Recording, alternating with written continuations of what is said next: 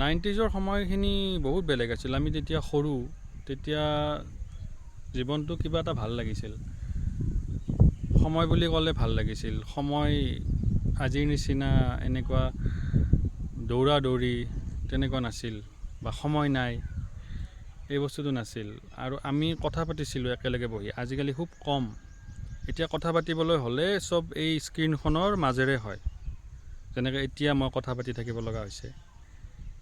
Mobile ফোনটো নহ'লে হয়তো কিবা বেলেগ টপিকত কাৰোবাৰ লগত ধুনীয়াকৈ কথা পাতি থাকিলোঁ হয়। এতিয়া জীৱনটো তাৰমানে নাইণ্টিজৰ তুলনাত আজি একেবাৰে ৰিয়েল লাইফ যিটো কয়, ৰিয়েল, সেইটো নাই এতিয়া।